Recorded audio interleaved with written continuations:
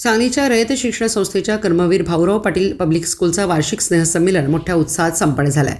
सांगलीतील विष्णुदास भावे नाट्यगृहामध्ये या वार्षिक स्नेहसंमेलनाचे आयोजन करण्यात आले होते। संमेलनाचे उद्घाटन चंपाबेन महाविद्यालयाच्या प्राध्यापिका अर्चना सूर्यवंशी, मुंबई कृषी उत्पन्न बाजार समितीच्या संचालिका शिल्पा शिवाजी पाटील, सांगली महापालिकेच्या क्रीडा अधिकारी स्नेहांकित वरुटे आणि कर्मवीर भाऊराव पाटील पब्लिक स्कूलच्या मुख्याध्यापिका शुभांगी जगताप यांच्या प्रमुख उपस्थितीमध्ये संमेलनाचे उद्घाटन संपन्न झाले। यावेळी मान्यवरांच्या हस्ते शाळेतील शिक्षक, कर्मचारी आणि विद्यार्थ्यांचा विशेष गौरव करण्यात आला।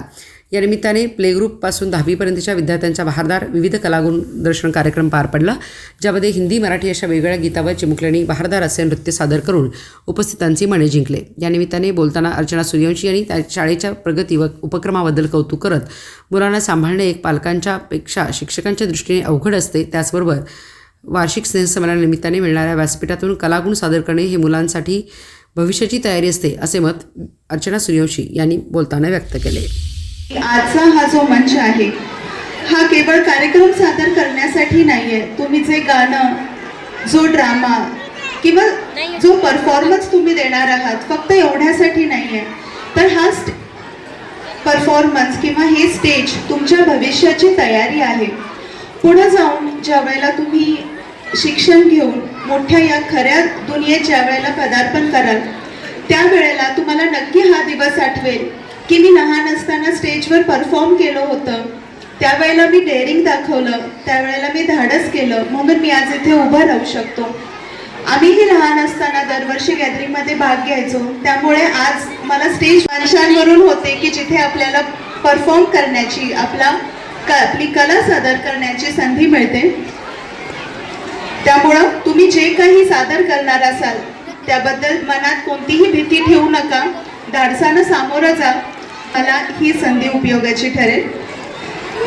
शिक्षकांसाठी मला एवढंच सांगायचं आहे की लहान मुलांना हँडल करणं पालकांसाठी जेवढं अवघड असतं त्यापेक्षा जास्त शिक्षकांसाठी अवघड असतं, कारण पालकांना फक्त मुलांना हे कर किंवा हे करू नको किंवा तू असा असला पाहिजेस किंवा तू अशी नसली पाहिजेस हे सांगत असतो, पण शिक्षकांना हे सांगायचंच असतं, पण त्यांना शिकवून त्यांच्यातला विद्यार्थी तयार करायचा असतो।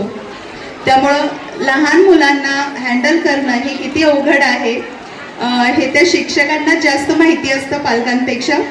आणि ही शाळा जी आहे इथं फक्त पुस्तकी शिक्षण दिलं जात नाही, तर आयुष्यात एक चांगलं व्यक्ती कसं बनलं पाहिजे याचं शिक्षण या शाळेत दिलं जातं।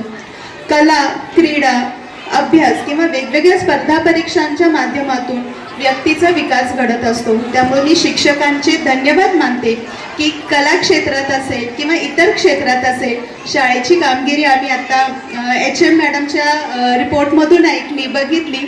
खूप कौतुकास्पद तुमचं काम आहे, अशीच तुम्ही देखील आणखी भरभराट करा आणि छान विद्यार्थी घडवा। एवढं बोलते आणि मी इथे थांबते। धन्यवाद।